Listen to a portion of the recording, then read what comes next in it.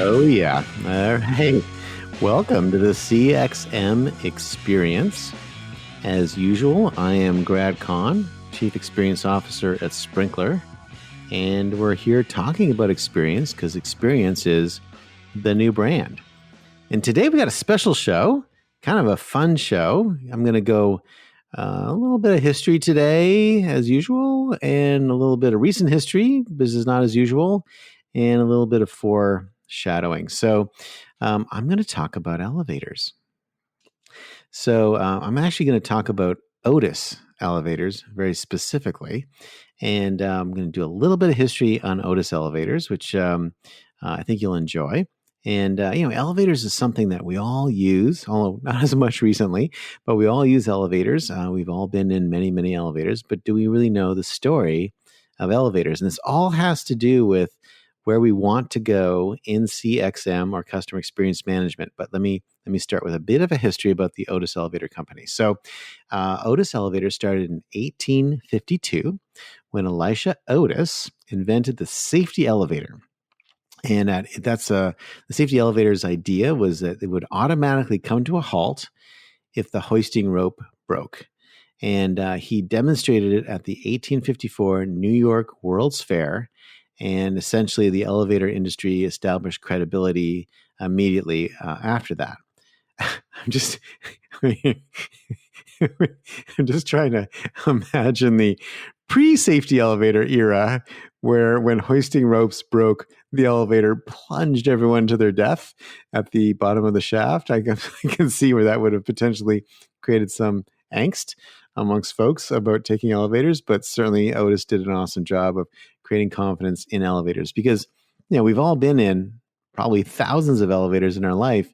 And with some exceptions, but very rare, people don't worry about it. They get in the elevator, they press a button, they get out of the elevator, don't even think about it. Otis has obviously continued on and become a great company. It was for a while owned by United Technologies, but it's actually its own company now. And it's been sort of independent sort of through 2020, just sort of as the pandemic kind of burst on the scene. Otis actually went private, which is kind of interesting. And they've installed elevators in some of the world's most famous structures, including the Eiffel Tower, the Empire State Building, the Twilight Zone Tower of Terror at Disneyland and at Walt Disney World, my favorite places. The Petronas Twin Towers, the CN Tower. That's an amazing elevator ride. If you've never been there, you've got to go to the Winchester Mystery House, craziest place ever, and the Skylon Tower at Niagara Falls, which is, again, another amazing place. One cool fun fact about Otis Elevator is that their office, their headquarters, is in Farmington, Connecticut, and there are no elevators in their headquarters. It's a 2-story building. So I don't know. There's something very poetic about that. I think if I was Otis, I think I would have built a very skinny 25,000 story building to demonstrate my elevators. But it's always hard to drink your own champagne or eat your own dog food. So Otis Elevators. So why am I talking about Otis Elevators? So I actually worked with Otis very closely a couple of years ago. As CMO at Microsoft US, I took a side job as the BG lead or the business group lead for Dynamics. And I did that job for about 6 months. It was a gruesome period of my life because I was essentially going full speed on 2 jobs. And but I learned a lot of interesting things about Dynamics. And Dynamics and the Microsoft Cloud formed a really interesting relationship with Otis. Basically, they've got your sort of millions of different products that they have, and hundreds of thousands of elevators out there. And one of the things that's really cool about Otis is that they have sensors that they can install in the elevators. And so they did a contract with Microsoft Dynamics. And we created a very interesting sort of model where they have 2 million units under contract at Otis. They have 30,000 mechanics. And they were, at the time, spending approximately 60 million hours servicing elevators and escalator equipment around the world on a global basis annually. Now, the problem generally with elevator maintenance and service is that an elevator breaks down. The service person is called. They come to see the elevator. They figure out what the problem is. That takes a week or two. Then they order the parts to fix that. That takes a week or two. Then they come back and they fix it, and that takes a week or two. And so anywhere between 3 to 6 weeks, an elevator can be out of service, which is significantly disadvantageous in a building with one elevator, and still quite problematic even in multi-elevator buildings because you're losing a fairly significant percentage of your capacity. And so what Otis did is they went to an IoT model, an Internet of Things model, and they started installing sensors in all of their elevators. And when I say all their elevators, you have to understand that there's some very old elevators in the Otis stable. For example, in New York City, 210 Riverside Drive, it says the oldest continuously operating elevators in the United States. It's still operated by a door person. It was actually in the You've Got Mail movie, if you've seen that movie. And the elevator began operating in 1910. And it's in a 12-story residential apartment complex. At 171 Genesee Street in Utica, New York, there's another elevator which has been also manually operated.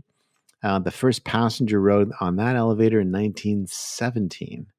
And in the Foundation Building on East 7th Street, it's the oldest elevator shaft. But at the time the building was built, they had not actually invented elevators. They just knew they were coming.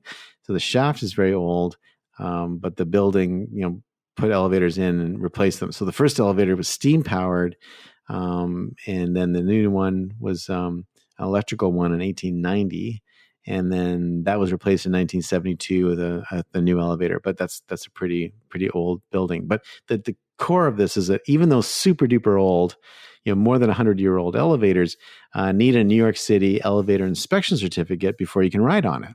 And Otis has got to keep all that running. Plus, you can imagine hundreds of thousands of elevators across many generations and many decades through the 20th century and beyond. So how do you manage that? So they had been operating on a model of when it breaks, fix it.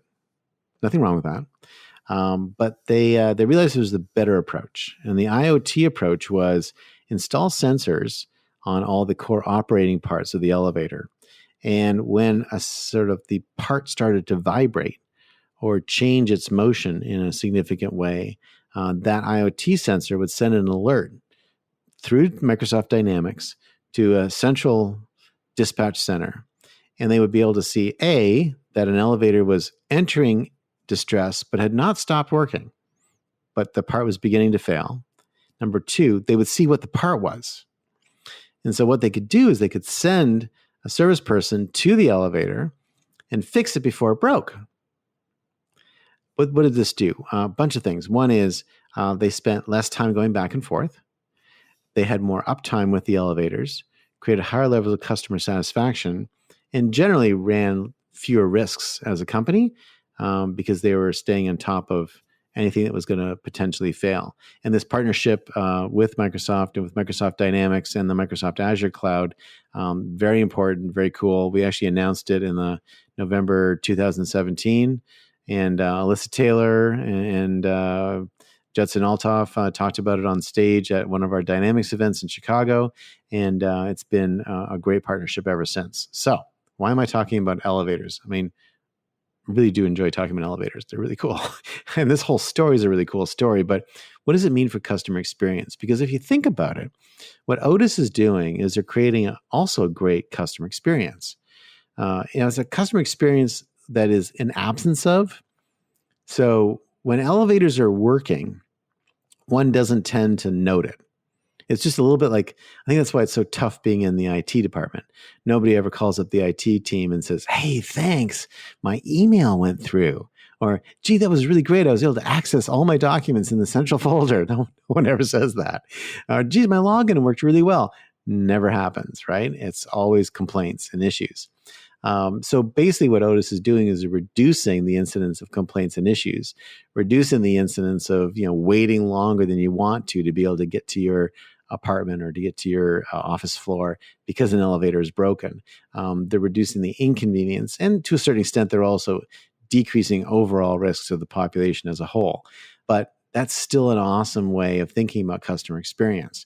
And the challenge I would sort of put out there to anyone running a SaaS business is, don't you already know when something's gone wrong for your customer? Don't you already know when someone is rage clicking on a button because it's not working?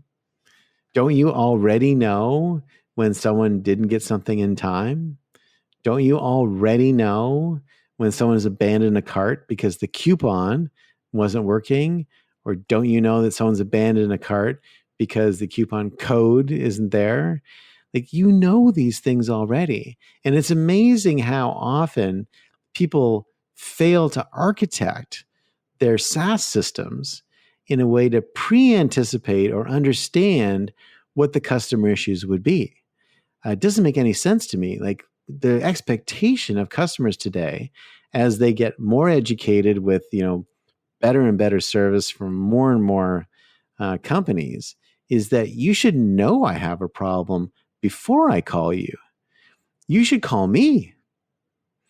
You should tell me that you fixed a problem. You should tell me that you're seeing something happening and you can tell that I'm upset. You should be the one in front of that. That's real customer experience management. This idea that we wait until someone complains, and we all know that only 1 out of 10 dissatisfied people complain. So just waiting for that 10% of the user population to complain and then to do something about it is really backwards. The right way to do this is to pre-anticipate and see what everyone's doing, understand the click streams, understand the event streams, and then be able to optimize those event streams in real time so that people, as they're getting frustrated, are having their problems solved for them. It'll create a great customer experience. And they may not thank you, which is a little bit of the drug I think we're all on. They may not even notice that you fixed it, ungratefuls, but they will buy more from you. They'll buy more because it worked. It worked well. They got what they needed. That's elevators. That's customer experience. Get in front of your customer. Don't wait for them to call you. For the CXM experience, this is Grad Conn, and I'll see you next time.